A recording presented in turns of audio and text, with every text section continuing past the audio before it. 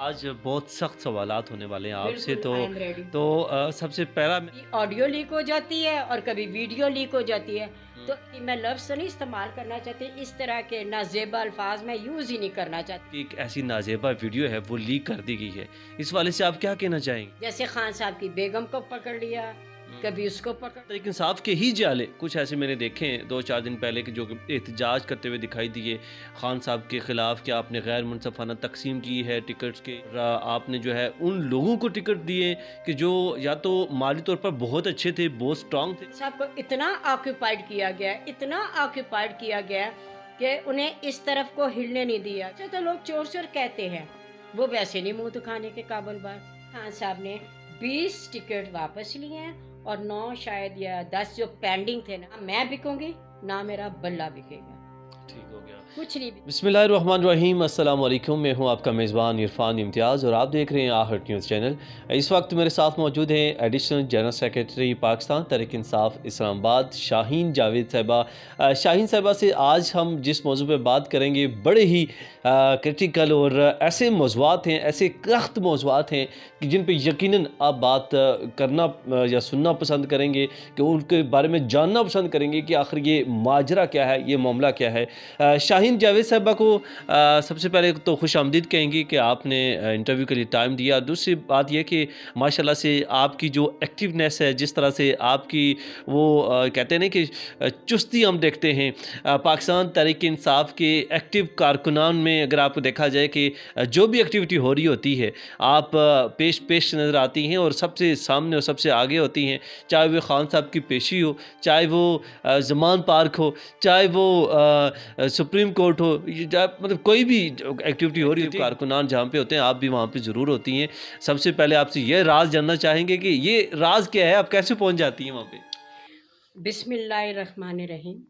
बहुत-बहुत शुक्रिया इरफ़ान कि आपने मुझे समझा और इस अहल समझा कि आप मुझे इंटरव्यू करें और मेरी राय लें कि मैं हर जगह कैसे पहुंच जाती हूं।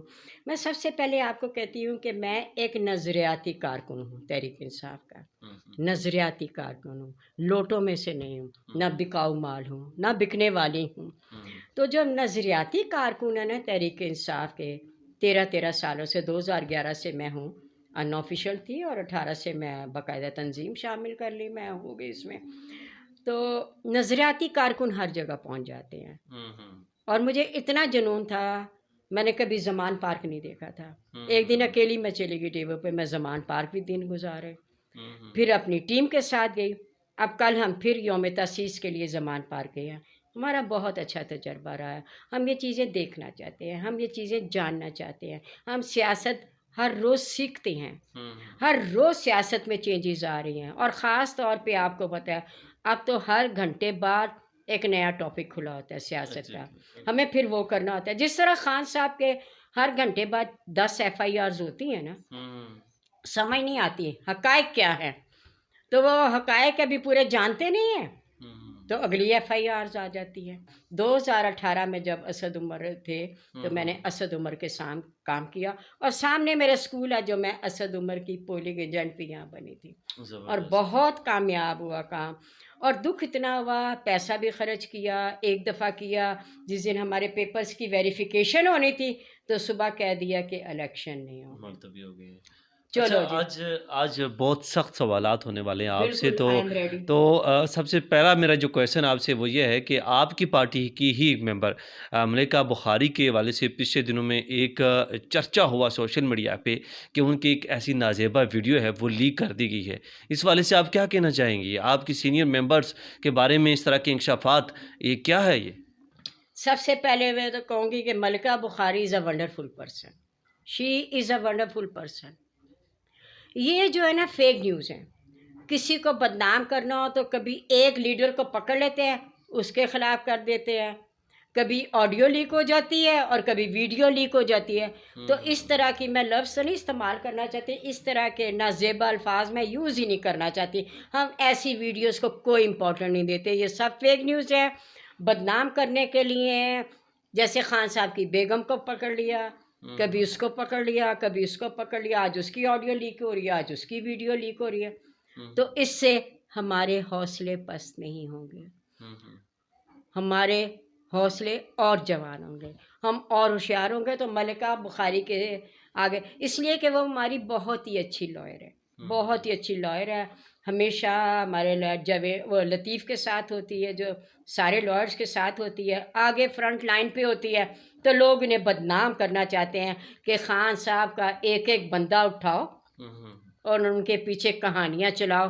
तो ये कहानियाँ चलेगी नहीं, जैसे हमारे फजलुर रहमान ने भी चलाई थी, तो चली तो नहीं ना, कुछ भी नहीं चला कुछ। अच्छा, दूसरा मेरा आपसे बड़ा ही सख्त सवाल है, वो ये है कि पाकिस्तान तहरीक-ए-इंसाफ के अंदर भी मुझे ऐसे महसूस हो रहा है कि 2 से 3 ग्रुप्स बन गए। जैसे अभी जो टिकट्स वगैरह दिए गए हैं, उनकी तकसीम की गई है, तो पाकिस्तान तहरीक-ए-इंसाफ के ही जाले कुछ ऐसे मैंने देखे हैं 2-4 दिन पहले कि जो कि एहतजाज करते हुए दिखाई दिए खान साहब के ख़िलाफ़ कि आपने गैर मुनसफ़ाना तकसीम की है टिकट्स के, और आपने जो है उन लोगों को टिकट दिए कि जो या तो माली तौर पर बहुत अच्छे थे, बहुत स्ट्रॉन्ग थे, और जो गुरबा थे या फिर ऐसे जो लोग थे जो कि गरीबों को जो रिप्रेजेंट करने वाले थे, हकीकी तौर पर जो हकदार बनते थे, उनको इग्नोर किया गया। आप क्या समझती हैं इस वाले से? जी, मैं सबसे पहले तो ये कहूँगी कि हमारी पार्टी के अंदर से भी ये तबसरे आ रहे हैं कि ये टिकट खान साहब को 6 महीने पहले देने चाहिए थे। सबसे बड़ी बात है, जब से ये रिजीम चेंज हुई है, खान साहब को इतना ऑक्यूपाइड किया गया है, इतना ऑक्यूपाइड किया गया है कि उन्हें इस तरफ को हिलने नहीं दिया गया कि वो इंटरव्यूज़ लें, शॉर्ट लिस्ट करें। उनको ऑक्यूपाइड बहुत किया, उन्होंने कमरे में बंद कर दिया। अब ये देखें ना, मैं थोड़ी-सी मिसाल दूँगी कि दुनिया में एक बंदा तो झूठ बोलता है, उसे तो लोग चोर-चोर कहते हैं, वो वैसे नहीं मुँह दिखाने के काबिल बात। और एक बंदा हक और सच की बात करता है, वो बाहर नहीं आ सकता। तो साबित ये हुआ कि हक और सच बोलने वालों की ज़िंदगी ज़्यादा मुश्किल होती है, उनका निकलना मुश्किल होता है, इसलिए वो टाइम नहीं दे पाए। अब जहाँ टिकट की तकसीम की बात है, खान साहब एक विज़न लेके आए थे 96 में, एक विज़न लेके आए थे जब इन्होंने पार्टी शुरू की। तहरीक एक तहरीक थी ना, आम तहरीक थी ना, वो तहरीक इंसाफ बन गई। वो तब्दीली चाहते थे, वो चाहते थे कानून एक हो, तो वो ये तब्दीली चाहते थे कि अब यंग लॉट को ऊपर लेके आऊँगा यू। और ये मैं बता दूं कि खान साहब ने ज़्यादा टिकट यूथ विंग में दिए हैं, ये मैं जानती हूँ, मैं पर्सनली लोगों को जानती हूँ। यूथ विंग में खान साहब ने टिकट दिया, और एक बहुत अच्छा गुलदस्ता खान साहब ने बनाया। पुराने लोग भी हैं, तजर्बाकार भी है, क्योंकि देखिए सीनियर लोगों का जो मुशाहिदा होता है ना, वो यंग लॉट का नहीं होता। यंग लॉट सीनियर लोगों से सीखती है। तो खान साहब ने बड़ा प्यारा गुलदस्ता बनाया, अपनी तरफ से शॉर्ट लिस्ट किया, और यूथ विंग भी रखी, ये स्टूडेंट फेडरेशन के रखे, इंसाफ के रखे उन्होंने, और सीनियर्स भी रखे। देखिए, जहाँ तक सीनियर्स का ताल्लुक़ है ना, तो खान साहब ने अपने इंटरव्यू में ये मेंशन किया कि हमें वैरायटी रखनी होती है। किसी ने कहा आपने पैराशूटर रखे हैं, तो खान साहब ने जवाब दिया, ये इंटरव्यू का मैं हवाला दे रही हूँ, कि पैराशूटर भी चाहिए होते हैं पार्टी में, उसके बगैर तो पार्टी नहीं चलती ना। तो कौन है पैराशूटर? इन अदर वर्ड्स आप कह लें मालदार, पैसे वाले, उसके बगैर पार्टी नहीं चलती। तो इसलिए उन्होंने पैराशूटर भी किया। अब जब टिकट मिल जाते हैं, उन्होंने शॉर्ट लिस्ट किए, जितना खान साहब को टाइम मिला उन्होंने शॉर्ट लिस्ट किए, उन्होंने इंटरव्यू किए, फिर उसके बाद एतराज़ उठने लगे। आप देखें पाकिस्तान में कौन सा इदारा ऐसा है जहाँ 100% कोई एक चीज़ पे मुत्तफिक होंगे। अब मैं आपको इंटरव्यू दे रही हूँ, क्या मेरी बातों से सारे मुत्तफिक होंगे? No, not at all. कोई कहेगा ये गलत बयानी करिए क्योंकि ये पीटीआई की है, लेकिन मैं गलत को गलत कहूँगी और मैं सही को सही कहूँगी। बिल्कुल सही है, खान साहब को 6 महीने पहले करना है, मगर खान साहब ऑक्यूपाइड थे, ये क्यों नहीं समझते? अब मैं पर्सनली जानती हूँ, एक को टिकट दिया, खान साहब ने उसका टिकट फ़ौरन ले लिया। PP 10 की बात कर रही हूँ, तैयबा का, तो उसका भी मीडिया पे बहुत जिक्र, लेकिन उसने हमें ये कहा कि खान मेरा लीडर है, उन्होंने टिकट दिया, उन्होंने वापस मांगा, मैं टिकट वापस दिया कि ये सारे हैं नज़रियाती लोग खान साहब के। ये अब पार्टी के अंदर पार्टी 2 पार्टियां बन गई, जैसे नून लीग में बन गई हैं। मैं वो भी आपको तजर्बा परसों का शेयर करूँगी, और मैं ज़रूर करूँगी ऑन एयर, ऐसी बात नहीं है। तो ये है कि अब फिर खान साहब ने दोबारा बनाई JIT, जिसमें असद उमर भी है, शायद हमाद अज़हर है, 2-4 लोग हैं, 2-4 लोग हैं। फिर खान साहब ने 20 टिकट वापस लिए हैं और 9 शायद या 10 जो पेंडिंग थे ना वो दिए हैं। अब जब 20 टिकट वापस दिए हैं तो उनके एहतजाज शुरू हो गया। खान इस वक्त बहुत मुश्किल में है और वो इतना आसान नहीं है टिकटों की तकसीम। वो किस किस को खुश करेंगे, उन्हें देखना है, उन्हें समझना है। वो डिस्कस करते हैं अपनी काबीना से कि ये अब टिकट किधर जाना है। अब और अच्छा, पार्टियों को उकसाने वाले भी हैं। अब जो फैसलाबाद का टिकट तांदियावाला का ले लिया गया है, तूर फैमिली से, एहसान तूर से ले लिया गया। वो तो शुरू से स्टूडेंट फेडरेशन में पर्सनली जानती हूँ। उसका ले लिया। कल वो हड़ताल कर रहा था कि मैंने सारी उम्र काम किया है। और मुझे ये भी पता चल गया कि वो उसका टिकट वापस दिलवाया किसी बलोची ने। बलोची ने वापस दिलाया नून लीग से मिलकर। अब बात ये है, मैं इस इंटरव्यू के थ्रू ये बात भी अपने खान साहब को, अपने ग्रेट लीडर को पहुंचाना चाहती हूँ। मैं बहुत पुरानी कारकुन हूँ खान साहब की, क्योंकि खान साहब ने खुद बताया, हर इंटरव्यू में बताया, मैं लोगों के कहने में आ जाता था, मैं लोगों पे भरोसा कर अच्छा, लेता। एक क्वेश्चन ये है कि अभी इस इस्तेहकाक कमेटी बनाई है कौमी असम्बली में, जो पीडीएम की जमात हैं उनकी जानब से शहबाज शरीफ साहब ने भी गुज़श्ता रोज़ जो है एक मीटिंग की है और मीटिंग में उन्होंने ये बात वाज़ेह की है कि कुछ लोग और 3 अहम शख्सियात उन्होंने मेंशन किया है कि 3 अहम शख्सियात हैं जो कि कौमी असम्बली की जो है इसकी तौहीन कर रहे हैं, इसके फ़ैसले की तौहीन कर रहे हैं और 3 अहम शख्सियात हैं कि जिनको बहुत जल्द पेश किया जाएगा। आपको लगता है कि उन 3 अहम शख्सियात में एक खान साहब भी शामिल हैं कि जिनको जो है कौमी असम्बली में पेश किया जाएगा या इनके खिलाफ कोई जो पेशरफ्त है वो शुरू की जाएगी? नहीं जी, नहीं, मैं समझती हूँ, मैं जितना इस हफ्ते देख रही हूँ सियासत को और समझ रही हूँ, जितनी तौहीन अदलिया की हमारी वज़ीर ख़ारजा ने कल की है, बहुत तौहीन की है। और तबसरे भी आ गए कि इन्हें चाहिए था इतनी तौहीन करने से पहले किसी वकील से तो मशवरा कर लेते। है तो वो बच्चा ही ना। एक तरफ से कहते हैं कमेटी बनाई है, मीटिंग करो, शाह महमूद कुरैशी को कॉल भी नहीं किया, मीटिंग करो। उधर से तड़ियाँ लगा रहे हैं कि हम छोड़ेंगे नहीं। ये फजलुर रहमान जो कह रहे हैं कि ये डंडे के ज़ोर पे मनवा रहे हैं, ये आपस में इन्होंने अदलिया को लड़वा दिया।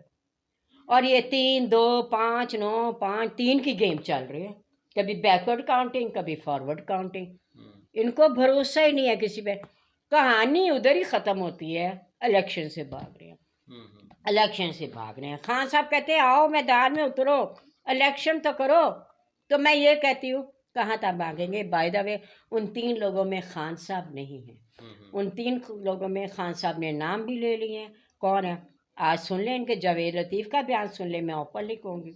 जावेद लतीफ़ ने कहा क्या ज़रूरत थी पीडीएम के 3 लोगों को पीटीआई के लोगों से मिलने की। ये आपका मीडिया कह रहा है, टीवी झूठ नहीं बोल रहा। अच्छा, पार्टी के तमाम तर कारकुनान के लिए आला जो मुंतज़मीन हैं पाकिस्तान तहरीक इंसाफ के, इनके लिए कोई पैगाम देना चाहें? पीडीएम के जितने भी कायदीन हैं उनके लिए कोई पैगाम देना चाहें? बिल्कुल मैं देना चाहूँगी पीडीएम से, कायदीन से कहूँगी खुदा के लिए, खुदा के लिए इलेक्शन करा लो, मुल्क की माशियात को बचा लो। गरीब तबका बहुत मारा गया। हम कब तक फ्रूट का बायकॉट करेंगे? हमने फ्रूट का बायकॉट किया हुआ 3 महीने से, हम कब तक करेंगे? आटा जो दिया गया है, लैपटॉप की हद तक तो मैं मानती हूँ, चलो किसी हद तक स्टूडेंट को लैपटॉप दे दिए, आई अप्रिशिएट, कोई बात नहीं है। देखो जो सच बात है, वो भी इतनी ज़रूरत तो नहीं थी, चलो कोई बात नहीं, इनका ये कदम अच्छा था। लेकिन ये जो आटा दिया गया है 2011 के, इस पे स्टैम्प है, बूरा उसमें है, मिक्सचर उसमें है। आटा लिया गया, आटा दिया, मैंने खुद देखा आटा, एक कार्ड पे एक देते थे। मैंने कहा मुझे 6 दे दो, मैं या जितने दे दो, मैं इतने करके तो मैं अपनी बस्ती में दे दूँ। गरीब लोग तो बहुत है ना। लेकिन ये है कि वो आटा आटा नहीं था, उसमें क्या कुछ मिक्स हुआ था। मैं कहती हूँ ये आटा फ्री देने की बजाय अगर ये करते, तमाम चीज़ें सस्ती करते। क्यों कौम को भिखारी बनाया है? हम भिखारी नहीं हैं। के लिए मेरी पीटीआई से भी रिक्वेस्ट है, मैं भी पीटीआई की हूँ, बिको नहीं, झुको नहीं, एक हो के रहो सारे। पार्टीबाजी भी नहीं होनी चाहिए। जब हम सारे एक हो जाएंगे, जो खान साहब कहेंगे सुनेंगे, शिकायतें तो खान साहब को डायरेक्ट कर दो। कैसे? आप मीडिया के थ्रू कर दो। माशाल्लाह हमारा मीडिया इतना स्ट्रांग है, हम अपनी आवाज़ खान साहब तक पहुंचा सब हमारे लीडर हैं, वो 27 साल से हमारे लिए जंग लड़ रहे हैं। बिल्कुल तो ऐसे अब ही है। हमारा काम है उस चीज़ को मुत्तहिद होकर। ऑनर करना, बिल्कुल। उस चीज़ को ऑनर करना। तो मेरी सारी दुआएं इस कौम के लिए हैं, इस मुल्क के लिए हैं, और मेरा मीडिया तो है ही जिंदाबाद, मीडिया तो है ही जिंदाबाद इस मुल्क के लिए, इस कौम के लिए, पीटीआई के लिए, और ख़ास तौर के द ग्रेट लीडर खान साहब, मेरा फेवरेट लीडर। वो आपने मेरा जुनून देख लिया, हर जगह आपको खान ही नज़र आएगा।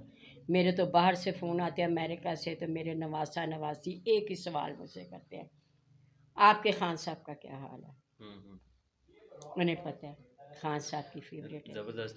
मेरे साथ मौजूद थी जी शाहीन जावेद साहबा, additional general secretary Pakistan Tehreek Insaf Islamabad. बड़ी ज़बरदस्त गुफ्तगू रही और बड़े सख्त सवालात और जवाबात का सिलसिला रहा। उम्मीद करता हूँ आपके लिए काफ़ी इन्फॉर्मेटिव और ज़बरदस्त रहा होगा। इसके साथ ही अपने मेज़बान इरफान इम्तियाज़ और टीम को दीजिए इजाज़त। अल्लाह ने के बाद।